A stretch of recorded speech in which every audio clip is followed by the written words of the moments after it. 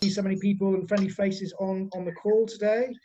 So we've had some interesting times, and as a result of those interesting times, we've started doing these Zoom seminars, which have proved quite successful, and they're very useful to individual industries. Today we've got Campbell from Survey Spain joining us, and also on the call today I've got my colleagues. I've got Isabel, and then I've got Patricia as well. They're not Alex Revel, they're actually Patricia and Isabel. They just come in on my sign-in. Okay, Rosario over there as well. Okay, Campbell, over to you. My name's Campbell Ferguson. I'm director of Survey Spain Network. We're chartered surveyors and registered valuers. Located in Spain's Costas, the network, we've got people on the Costas, the Balearics and the Canary Islands. I've been working as surveyor and valuer for more than 50 years, and it shows. And 22 years of those in Spain, in Madrid and on Costa del Sol. We've got experience throughout the network on pretty well all property types, including residential, plus retail, industrial, leisure, bars, hotels, pubs, whatever you want. So that's me and that's Survey Spain. So how lockdown has affected you personally? We would like to ask, has it affected the business, obviously, and how are you still working? How are you managing to continue working? If you can let us know, that would be great. Okay, personally, there hasn't really been that much change, but like pretty well all the members of our network, we work from home because there's no real need for an office. And so that's, and my wife is the administrator of the business, so there hasn't been terribly much difference. Thankfully we have a dog, and that's allowed us to go out for 4 walks a day, but apart from that, we've been stuck. How has it affected the business? We are getting instructions, we're getting things all the way through, and I've been catching up on reports that we have a bank that we carry out a lot of surveys for, and their reports tend to be the ones that fill in the gaps, doing those, completing those, so that that's all been done. And I think today actually is the first day for a long time when I've had no reports in the box to be reviewed, because I review all the reports in the, from the network, well, we've got 11 in fact surveyors that submit reports to us. So, and I review them all and send them off to the client. So that's how the business works. As I say, we've been busy. We're getting instructions in. There's people buying. We just got instruction before I came on here for a building survey, and that's somebody who's reached agreement with somebody else. They want a building survey done. The benefit of that is that even if the clients can't come out to the property themselves, we can look at the property. Certainly we've been doing it sort of at great risk of fines and whatever over the last wee while, but we reckon that from Monday it should all be accepted by the police and everybody that they would travel. And we've got one particular surveyor in the Almeria area that he's got to go into Murcia and in fact going to Valencia. So he's going to be crossing 2 borders, province borders. So we hope that he will be able to do that on Monday or Tuesday of the week. So we're busy on all these things, and that's basically it, really. Life carries on as normal, and we haven't noticed that much difference on the thing. I have a question. In respect of surveys, how many people in Spain do not believe they are necessary? What do you think? Yeah, well, I can't obviously read people's minds, but I am astonished by it there, because property buildings in Spain are no different from buildings in the UK or in any other country. They're made up of a million different parts, and so many things can go wrong with them in the construction and just generally over the years. And it's why would I, excuse me, why would I recommend a survey? Because of what we find when we're doing the surveys.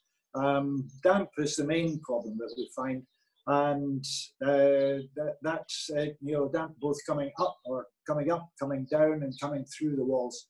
And much of it could be avoided, because when the property is being built, if they just had spent another day putting in more damp proofing or something like that, relatively small cost, it would have saved the owner, the occupiers, the damp over the years. But in the past, especially in the older villages, older village townhouses, they were maybe built 30, 40, 50 years ago, when damp proofing really wasn't considered here.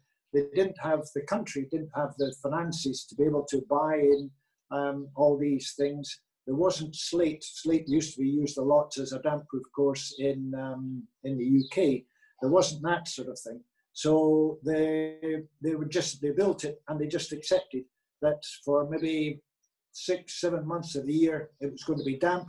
It would dry out over the summer, so everything would be nice. Up until maybe Christmas, and then the damp would start coming through. And in May they would just paint over it all again, and everything would look fine until next Christmas.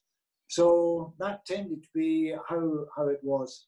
And but nowadays there's no excuse for not building things properly, and slapping on a layer of bitumen against the walls. That'll keep it there, keep out the damp maybe for a few years, but that soon peels off and you get damp coming through.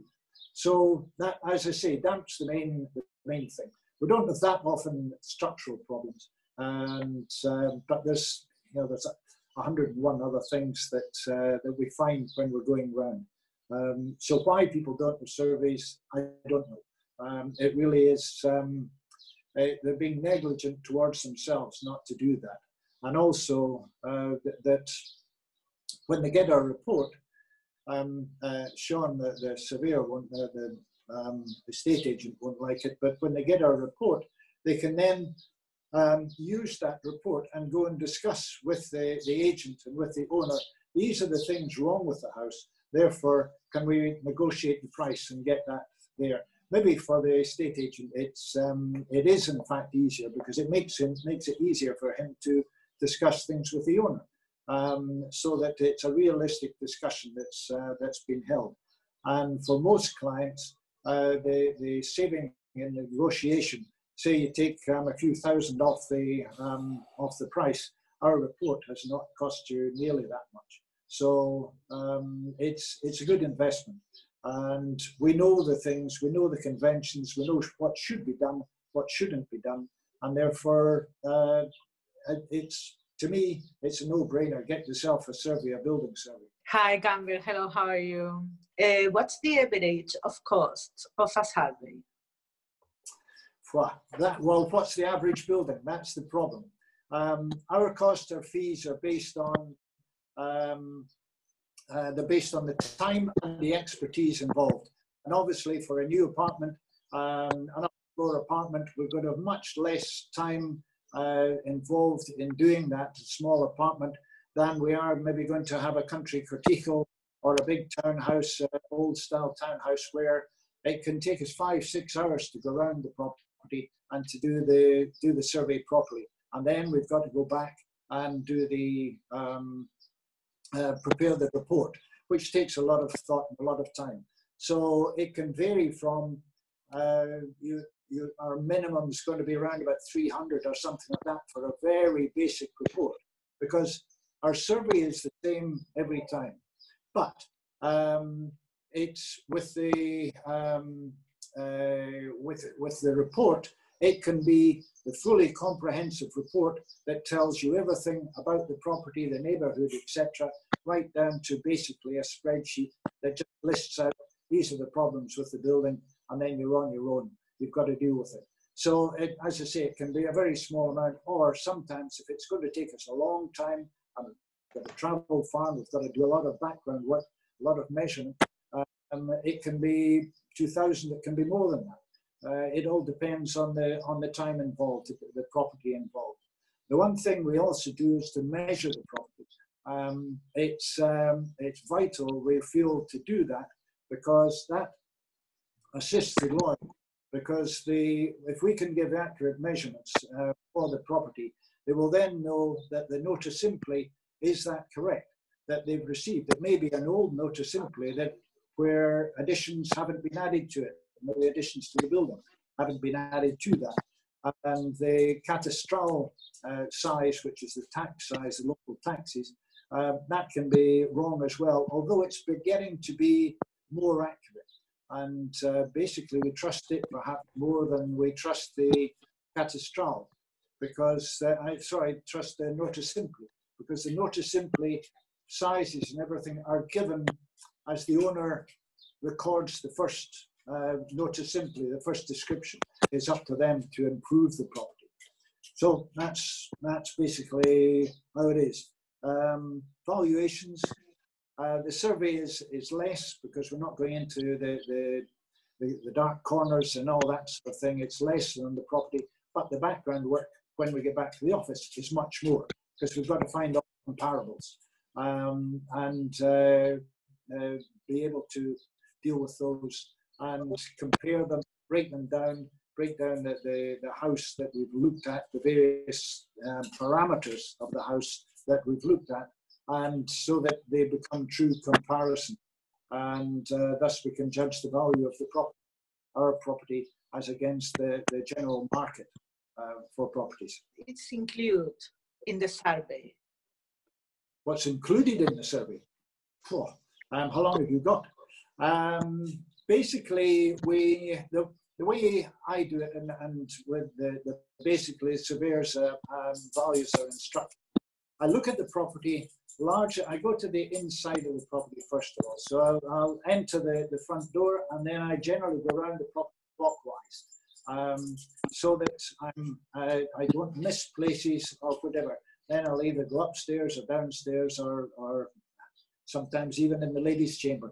But it's all the way around. And then if there's defects that we see on the inside of the property, we can then go to the outside of the property and identify the cause for those and the reason for those. Maybe it's just guttering, absence of guttering is another big problem.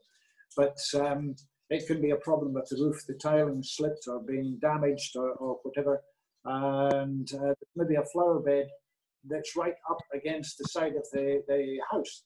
And that's irrigated every day, twice a day during the summer. And that water is then held against the house. And of course, it's going to seep into the house.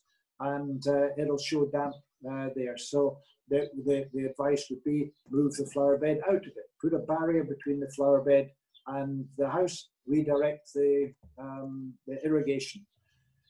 And just it's going around and just keeping your eyes open all the time. You tend to know where things are. You open cupboards, you look at the top of the cupboard, because the top bit, because people rarely redecorate up there. They'll redecorate the rest of the house, but they can't be bothered decorating inside the cupboard. So that's where you often see if there's been old cracks and old things like that. And services, we look at the services. We can't break into the walls. It'd be nice to be able to go and check things up. But I think once again, the agents and the owners would complain if we were doing that and we hadn't even bought the house. So we do as much as we can from a visual survey. And experience tells us often that because we see some sign of a defect, this is the defect, and therefore you're going to have to do this work to get into the building. So that's really what we do. Thanks, Campbell. That's pretty comprehensive. I know you've covered off the costs and what is included, but we've got the idea of a cost of a survey. Perhaps, Clive, do you want to ask the question directly, and what kind of type of survey would you be looking for? Hi, Campbell. It's really just to get a general view, and I think Campbell's actually covered that in respect of it's sort of anything from 300 to a couple of thousand. And I guess if it's a little bit like the UK, I'm assuming there are different types of surveys from in the UK, we have the home buyer survey, which is a sort of a 30-minute walk around to make sure that it isn't actually falling down and there are no holes in the roof, right the way through to a full-blown survey. And I'm assuming, Campbell, that it's the same in Spain, that there are different grades of survey? Well, yes and no. We looked at the home buyers report, the RICS home buyers report, and basically my feeling was that it wasn't sufficient for, it wouldn't be sufficient for me buying a house. So we created our own template, which is a fairly comprehensive template. And sometimes when you include the photographs and things, it can be up 80, 90 pages. So it really is, it tells you everything you want to know, need to know about the house.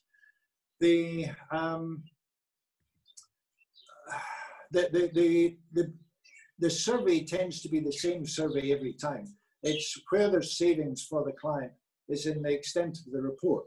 And if we are not having to spend 2, 3, 4 hours writing a report and can basically just give you a list of the defects and that's all, that is obviously going to be a saving in our time and therefore a saving in cost to yourself, to the buyer. So it all depends on what we want. I would certainly obviously recommend the full thing, but many people say, well, we don't need the comment on the notice simply, we don't need the measurement, we don't need the catastral things, because the lawyer will deal with that. But as Alex, I'm sure, will confirm, he's not out there measuring the property, he's not out there necessarily looking at every property if it's a couple of hours drive away or something like that. You can't be doing all these things. So it's a matter really of we are there, we are the eyes and ears for the buyer and for the lawyer. And with a combination of two, the client knows that he has all the paperwork correct and he knows how all the building is, how the actual structure is. Because it's all very well having the paperwork 100% correct, but if the building's falling down or the paperwork doesn't describe the building, there's gaps there. Okay, hopefully, Clive, that's answered your question. And then, you know, if you need any further information, please visit Survey Spain's website. We've got another question here from Barry. Barry, would you like to take the floor, so to speak, and ask your question? Hi there. There's a few names I recognise here, even though I'm in Altea in Alicante, and a real estate agent here 20 years, and yeah, I think I've actually used Survey Spain once or twice over that period of time. Normally because people have asked for a survey, which I think many people here would probably agree that most people don't ask for it, but or they're put off it. But no, really, I was just wondering whether I can't remember from previous surveys whether there was an indication of evaluation incorporated in the survey. Perhaps then we could also suggest that a seller could maybe get one in place on listing a property. Yeah, that's on the valuation side. Yes, of course we do valuations. That's a major part of our work. If you want a valuation, we put that in. It's not there as standard because to go on to the valuation thing in Spain, it's not like the UK. The UK valuers have it so easy. They can go on to Rightmove or somebody like that, see the last 10 years sale properties, and just bing, that's it. It's easily done. In Spain, that information just isn't there at all. The registrar is not a public document, and even if it was, we would have our doubts about it because there are just so many. From what we know, from a limited amount we know, certainly in the past it used to be that people underdeclared on the prices by a substantial amount because they were trying to avoid the taxes. It's not nearly as common now as it was, because the government cracked down on it maybe about 10 years ago and started putting people, lawyers and notaries and various other people, bank managers, in prison for being involved in it. But that was only if they were involved to a major extent in a big way. But so we can't really trust the information that way, the registrar's information. So what we do, we value according to the asking prices. And again, that takes a lot of experience. And we are able to compare that to prices, actual prices that we get from clients. We always ask our building survey clients what are you actually buying the property at, and what's the difference, what's the discount between your the asking price and what you're actually settling at. And we've been doing that now for the last 25 quarters, I think it is, 8 years. And so we've a fairly good table of all the prices, and it's been interesting how they have, you know, market reports and our things have followed it very much along the same sort of path. And so we're, excuse me, able to judge in the market. But each property and each buyer, each seller, they've got their own situations. Some, if it's a prime property and the owner doesn't have to sell and the buyer is desperately keen, with maybe one of the partnerships saying, over, you know, if you don't agree to acquire this, you've got major problems for the rest of your life. There's not going to be much negotiation in that. With other properties where people are desperate to sell, there's maybe only been one person in the last 2 years, they're going to discount their asking price substantially if they haven't already done so. And even if they have done so, when the money is actually slapped on the table, it takes somebody strong not to say, okay, I'll take a further discount. So we've got to judge that as much as possible with the various properties, judge the market in the area. And we do that, as I say, with information from our clients, which we feel is as reliable as we can get, and also from lawyers that we know well, from agents we know well, and who we can trust to give us the true information and not just trying to top the market up or anything. I was going to say, are the valuations, did you say your valuations, are they acceptable for bank mortgages?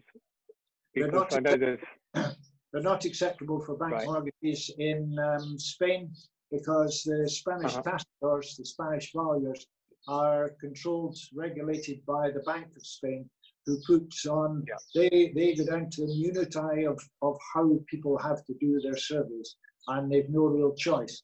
And that's one of the reasons why many of the mortgage valuations are well apart from the actual market. And we feel that they cause so much grief because of that. But at times, the tasador doesn't have any choice. He doesn't have any, he can't elect what he does. He's got to follow the rules. Whereas with RIC surveyors like ourselves, we look at the market and we do it according to the market. Yes, we're regulated by the RICS, but on how we've to do things, but not nearly to the extent of the Bank of Spain. Other banks from Australia, from anywhere, finance houses and whatever, they often want to have a RICS valuation because they know that that's a current market one. But the problem is, to get their mortgage recorded, registered, they have to have a tasador valuation as well. So that can increase the costs. But some people, that's just what they need. They want the market valuation and they want the tasador's valuation.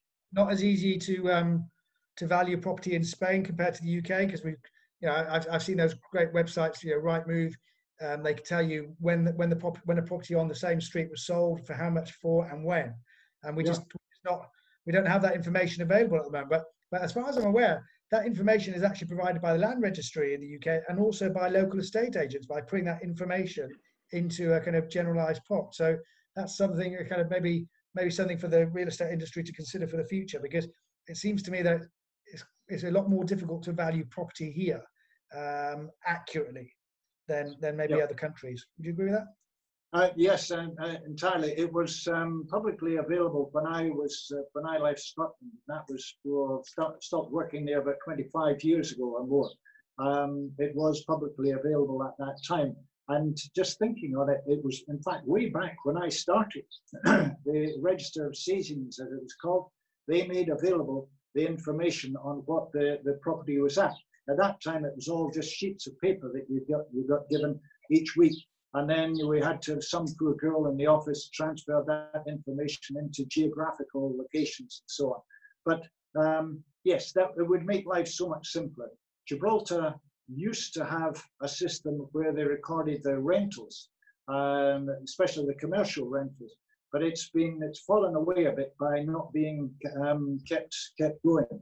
I was involved in Manhattan a number of years ago, and they do have a very up-to-date register of rentals, and that is superb. The agents there, everybody knows what the things are. The difficulty here, once again, would be you get the prices and you look at it and you say, well, I know he did it for a different price, but that's what's registered on that's what's in the register. So you would have to take that information with a grain of salt, let's put it that way, and combine it with all the other information, other methods. But it would be lovely to have it. Yeah. Alex, can I speak? Yes, of course you can, Fred. Yeah, welcome, Fred. How are you? Okay. Let me just introduce myself. My name is Fred. I've been here on the coast for 45 years, of which 44 years as an estate agent. I'm a founding member of AREty, which was the second eldest estate agency association here on the coast. And apart from that, I'm also a certified valuer by the Polyclinic, the University of Valencia. Regarding Campbell's mentions about paying under the table, after all these years, I think nowadays it's maybe less than 5% of all the transactions taking place declaring less than is in the deeds. We recommend all our clients to put the value, because afterwards when they sell, if they buy it cheaper and if they sell with a big profit, they have to pay much more taxes on it. So right. It's quite clear that nowadays that is pretty much not happening again. Another thing is, I agree with what Barry mentioned, and I think Sally also agreed with that. We should try to impose a system in Spain in which the sellers are told or recommended to have a survey in place before they put their house on the market. It's like my daughter, she lives in America, and they are more or less obliged to present a survey before they are able to sell their property. Right? Yep. Another thing, it's the same. Yeah. Another thing I'm fighting for is in our association, we are pushing forward to get more transparency from the land registry and the cadastro.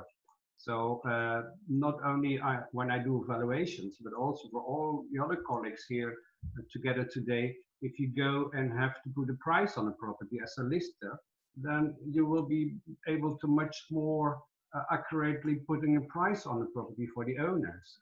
That's very good information, Fred. Yes, I agree with it completely. That if that information was available, it would make life so much easier and so much more accurate. That Spanish values are very opaque, and for somebody coming out who's not involved, hasn't been involved in Spain before, it must be very confusing for them. What actually do they pay? And fortunately, there are many agents that are trustworthy and will guide them well. There's some, as we all know, who will maybe take advantage of the situation. But yes, you need more information. It will come eventually, but there's confidentiality and there's all that sort of stuff that nobody wants their neighbour to know what they actually sold the property at, the true price, or to go down to the barns. Everybody will make fun. You sold it at that. You could have got a whole lot more, and it will always be the case. But it would be better to have it, certainly for us professionals. Another lack we have here is that all the clients coming from Central Northern Europe, they're always asking if there are any plans of a property, which hardly anybody has. So if there would be a survey would be done before the property is put on the market, it could include accurate plans of the property, which also would help to check what is closer, the amount in the nota simple or the amount which is with the cadastro. Well, that is, yeah, Wade, I would say, over the last 15 years or more, I've been trying to push for this pre-acquisition, pre-selling surveys. if for no other reason than it would mean that the seller would have to get all his paperwork in line. Because so often we go to a property somebody wants to buy, and we find out so find this, I'm quite sure, that just the information just isn't there. And all they needed to do was to go and get it sorted out, put it on the market, and it will be the despair of Sean as well, I'm quite sure, in Panorama, that they, and yourself, that without having that true information, you can't go ahead and sell the thing. Or if you do sell it, you know when it comes to the final stage that the notary will not accept it because this piece of paper is not available or that's not available.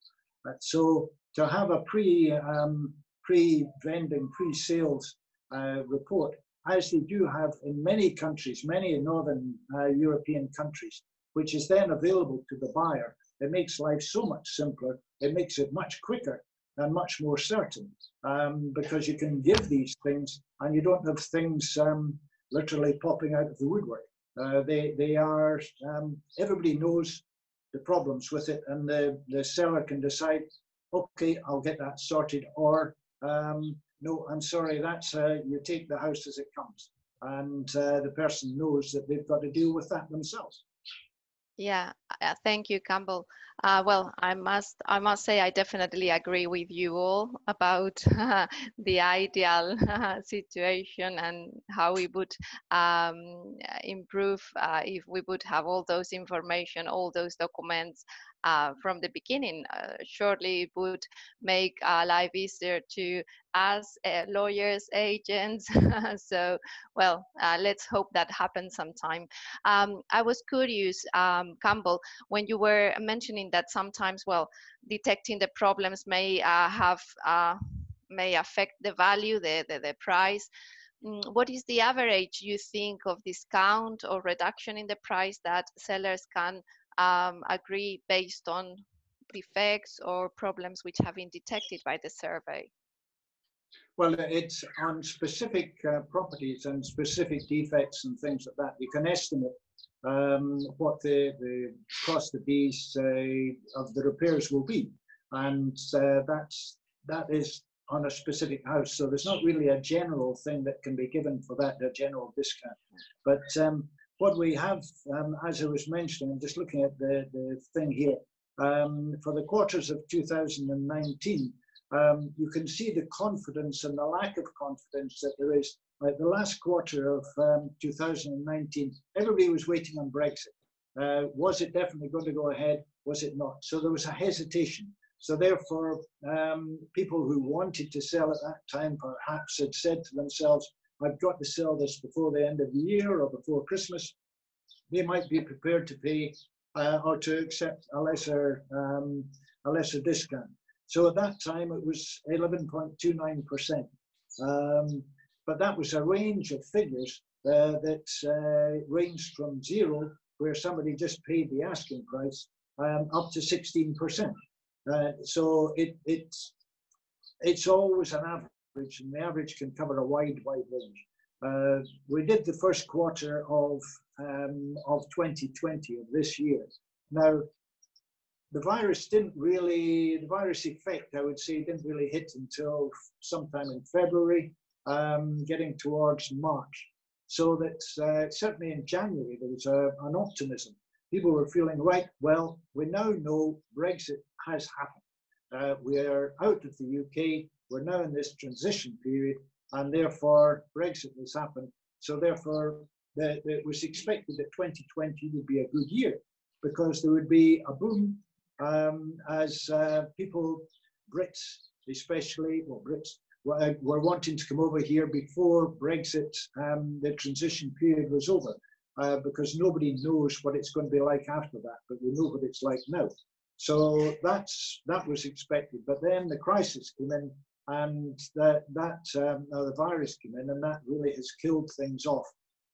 Not completely. The market is still there. It is still happening. As I was mentioning earlier, there are people still buying properties, and I think Sean will be telling you. Well, he has said that telling you that there are inquiries. So I think things will come along better. But in the first quarter, to go back to what I was saying, the first quarter, it was showing the difference between the asking price and selling price was down at 8.66%, which was a drop from the 11.29. So it showed a more of an optimism. Maybe people weren't prepared to drop their price so much. Maybe people were prepared to pay a little more to get the place during the transition period. So that went down.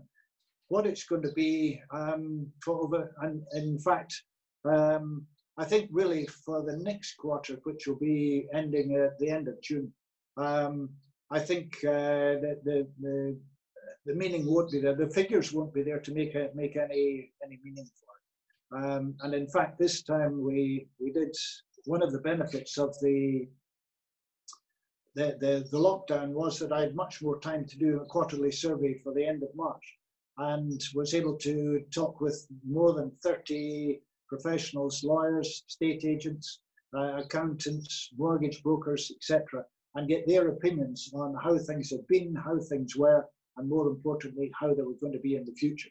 And that was really very, very interesting, very revealing. The range, once again, some people saying it's been a complete disaster and it will be for the rest of the year, whereas others were on the opposite side saying, no, we've done okay, we did all right at the beginning. Yes, there's been a bit of a stop, a bit of a slowdown, but people are still coming to us, and we're hopeful that things will pick up towards the end of the year with sales. So we're positive about it. So you get all these variations, and an average is really just that average. But all the details are given in our report, plus copies of all the submissions by these various people.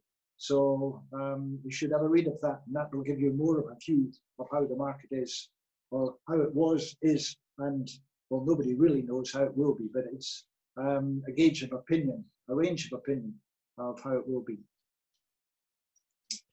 Campbell, talking about the current situation, then how would you value property now, given the COVID-19 crisis? And you already speak about that, but what are your views on values going forward, both for resale property and new build? Okay, let's get to the resales at the moment. How would we value them?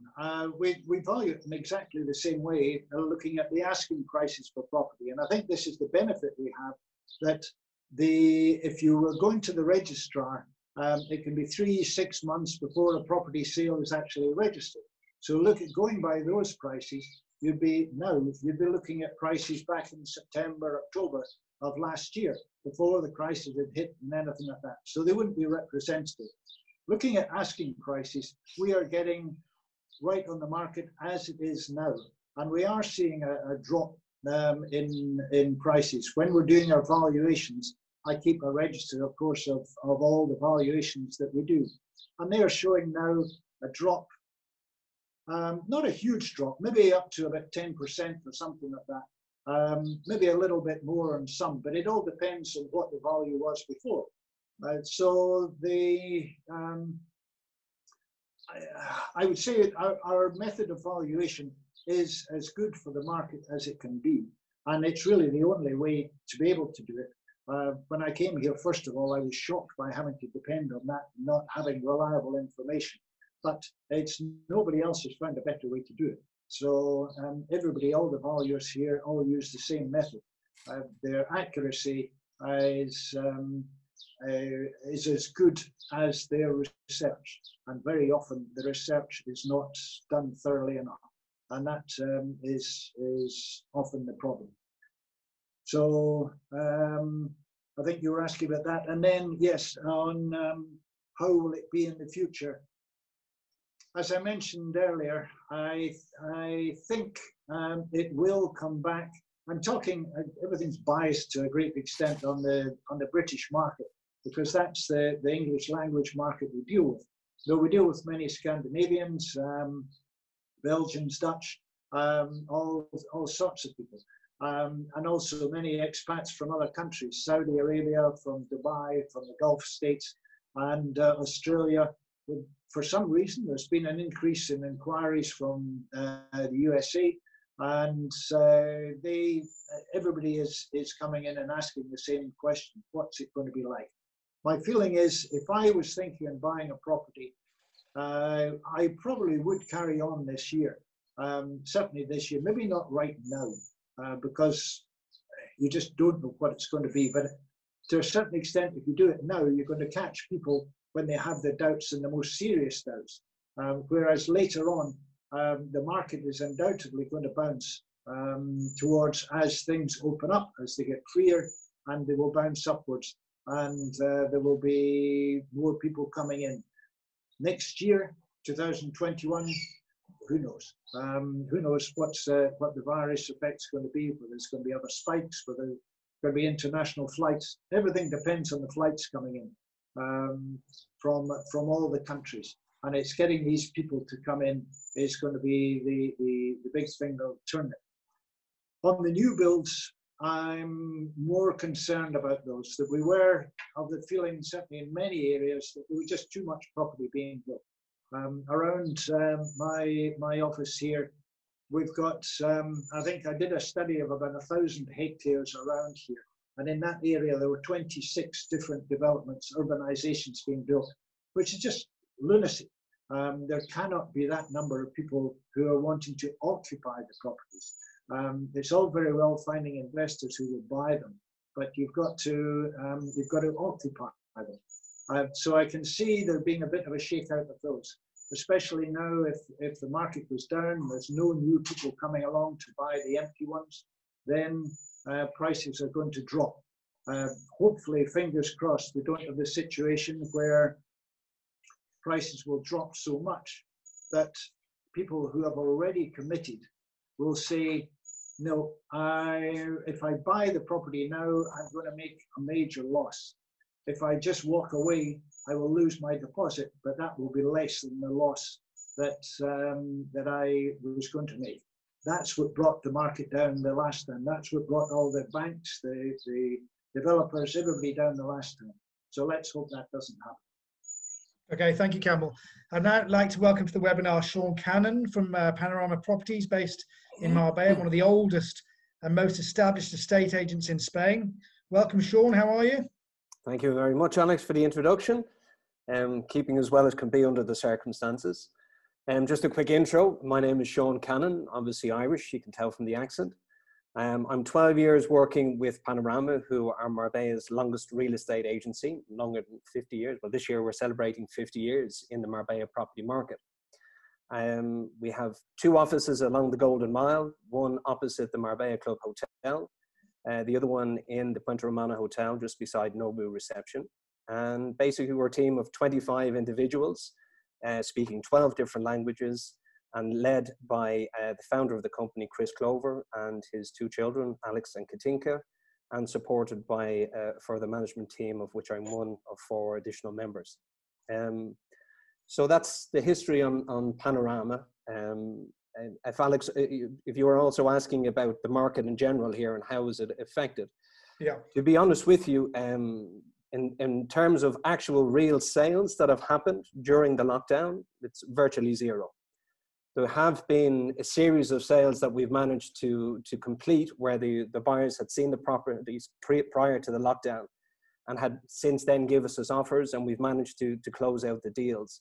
But in terms of new offers being placed since the lockdown has been in place and completed, absolutely nothing at the moment. Okay, sorry to hear that.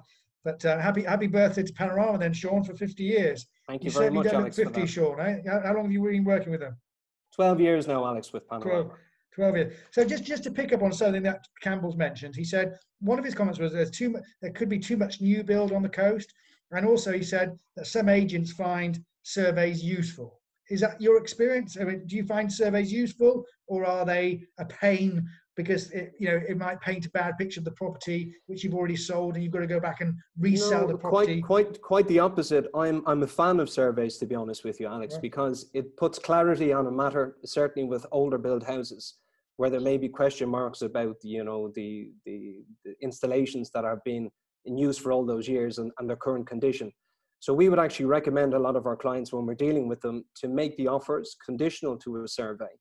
And we're glad to get the results back, because at the end of the day, it puts clarity And we're better off finding this information upfront in a negotiation and try and set aside, as Campbell had said, a certain amount of money to cover those various costs. Sometimes if the price that has been accepted is already quite low, you might find that the sellers mightn't be willing to cover the full cost of a repair, but quite often you'll find that some element of a discount would be given for the results of the survey. Okay, and the new build, do you agree with Campbell? There may be too much new build on the coast at the moment? Well, it's interesting, you know, we've been very close to a lot of the bigger developers here on the coast through various webinars like this.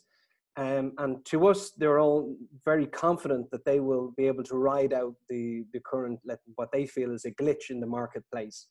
Who knows whether that's bravado or not, but what is obvious is that in terms of financial strength, the crisis now is very different to what it was back in 2008, where, you know, it was difficult to get lending. There was more pressure on the developers to service their loans.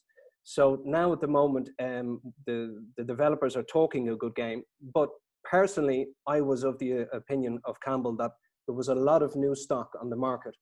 Campbell was talking about a certain area there. I had read a statistic recently where there was over 200 new developments from Malaga all the way down to Casares that are on sale at the moment. So for me, it's a lot of product to sell to the market that we have. And the other matter that we have, before the lockdown, even then, there was already starting from the developers special incentives for the agents to bring their clients there, or even for the buyers themselves, better terms being put in place. So I think with time, we will see the truth, whether they have the finances behind them to sustain this. It may be short term, I agree with them, but if this was to continue any length of time, I think we'll definitely find out which would be the developers that really have the finances behind them, and those that don't are definitely going to have to reduce their price to sell the product. I would like to ask you, when are you going to open the office, and which would be the criteria for carry out the views of the properties? Okay, as I mentioned to you, we have 2 offices along the Marbella Golden Mile. So the offices that we have opposite the Marbella Club Hotel, we're opening from Monday or Tuesday of next week. We already have everything in motion in terms of all of the health and safety equipment that we need to have in the office to welcome our clients, and indeed to bring them touring as well. Our other office in the Puente Romano Hotel is actually undergoing fantastic refurbishment at the moment. And that hopefully will be open by the end of June, which will coincide with the reopening of the Nobu and Puente Romano Hotel as well. And just getting back to your point there of asking about the various safeguards that we'd have, the usual safeguards and precautions such as social distancing, masks, gloves for ourselves and both our clients. And indeed, when we entered our clients' homes, we would ask the visiting buyers to put on covers on their shoes as well. And the actual physical journey of going with the clients from next week, which we'll legally be allowed to do, we would ask them to travel in a separate car behind us. And if they don't have access to a vehicle, we're happy to arrange some form of transport for them as well. Thank you, Sean. I just I wanted to ask, so during this time, during the lockdown time, there's not been really activity, or have you been visiting perhaps, or well, not visiting, but perhaps having some kind of virtual visit at the properties, or how could you progress? Yes, well, funny you should mention that. Like in terms of, I'd mentioned earlier that there was very few transactions actually happening. But the amazing thing is that in terms of demand, with queries coming in, this year in April, we're actually above our figures of last year of 2019. So I think that kind of goes back to the idea that Campbell had of a pent-up demand from clients regarding, first of all, Brexit. And then a lot of those clients didn't get the opportunity to come down to Spain and visit the market since Brexit, and they were hoping to get down this summer. So what we're finding is that they still, obviously with the lockdown, they can't travel when international flights are on lockdown as well. But we're getting a huge amount of queries coming through. And what we're doing with those people to keep them entertained in terms of the product that we have and getting them to really know the product beforehand. Obviously then the virtual tours are very important with the newer developments. And then on the resale properties, what we've been doing is been going ourselves with videos, walking the clients through. And in conjunction with that, if the clients are very interested, we then provide them with all of the paperwork that's relevant to the properties to ensure that they're fully informed on the physical condition and also on the legal condition of the property as well. So that sounds that you're progressing in the meantime. It's very good to know. I mean, we have to adapt, no, to continue with the business. Absolutely, agreed 100%. Yeah, one question. What is the nationality of those potential buyers that you are getting inquiries from? To be honest with you, the demand has been quite a mix of nationalities. We can't say that one particular country has had a much stronger demand than others here at the moment. And at the end of the day, I just think that's down to the cosmopolitan nature of the market here in Marbella anyway. But what we're finding is that maybe the queries, what they're asking for is interesting, because we're finding that due probably to these people being locked down for the last couple of months in homes of probably high density, smaller units, is that they're asking like for big terraces and have the feel of grass underneath their feet. So they're asking for homes with large gardens. So it's interesting to see what kind of product they're starting to ask for as well. Okay, very interesting. The only thing I am seeing right now also is that there may be coming up a kind of a clash, because the clients coming forward, they really start to look for bargains again, and the owners, they may be willing to drop their prices a few percent, but not in the same way as the sellers are looking for. This week I had a house which is on the market for 800,000, and by email I received an offer from a client of 495. So I think that is what's going to happen initially until all the situation is a little bit stabilized again. Well, funny you should mention that, Fred. You know, I was just going to talk about the activity of buyers and sellers in the marketplace at the moment. As I said to you, the queries are very high, and the level of interest is good. But at the end of the day, coming through with a lot of these queries, we're getting a lot of cheeky offers being put on the table as well. So what I'd advise my team is, you know, take these buyers seriously. Okay, if they're looking at, as you rightly said, a villa of 800,000, they're offering 400 or 450. Every seller is not going to entertain at this moment in time a 50% discount. But there is buyers there. They do have a certain budget which they can spend. So my advice was that you go and speak to the owners, you feel them out for the level of urgency to sell.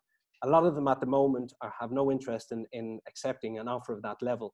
But at some level of discount, they might offer to you after that telephone call to them. If it's too far away, their counter offer to bridge the gap, then what we would do is we would just introduce other product where other sellers we know are more anxious to sell to this particular buyer at the price level of interest to them. And we try to bring both parties then together in harmony to try and close out a deal. But it's interesting, Fred, as well, in terms of the activity from the sellers at the moment, what we've noticed is that over the last couple of weeks, we've regularly been getting some emails coming through asking us to reduce the properties. Not a huge amount, I would say on average, probably in the region of about 5%. Just this would be from the more motivated sellers trying to distinguish their properties from others that are in the marketplace as well. And trying to attract a little of interest from these buyers. But really at the end of the day, if the buyer, as you said, there's this mismatch of a perception of where the marketplace at the moment between buyers and sellers. So if the buyers are putting the price on the table, the sellers are adjusting the price slightly. There has to be, our job is going to become more difficult in terms of trying to bridge that gap and the difference of opinion of where the marketplace is. Initially now, I think I would agree with the sellers, it's too early in the day to accept these drastic reductions. But if this was to continue for any length of time and we were to have a relapse of this coronavirus again in the future, I think then we'd have to have, the sellers then would have to have a different opinion on the marketplace at that stage. Okay. Well, thank you very much, Sean. So we're kind of drawing to a close. Is there anyone else out there who wants to ask a question? We've got time for one or two last questions. You're going to put your hand up. Campbell, you want to say something? Yeah, just one small thing. To do with the surveys, quite often we find that when we submit the survey report to our client, they say, so that thing's not so important after all, that they've maybe built up some defect in a property as being terrible. And our survey can show that, no, it's not that bad. so they go away relieved that way, as does the estate agent. Absolutely, Campbell. So it's really certainly, you know, interesting to see from what you're saying is that basically buyers are asking for discounts and sellers at the moment are holding back, also waiting to see how the market evolves, or some of them actually, you know, may take a contact you and may consider an offer. So it's a kind of moving market, quite fluid at the moment. Next week, we're going to be talking to financial advisors from Black Tower. So you think the real estate industry is difficult to predict. If you've been following the stock market over the last 6 weeks, 7 weeks, it's been even harder to predict which way the market there is going. So next week we'll be joined by Black Tower. It'll be on the 15th of May at 3 p.m. again.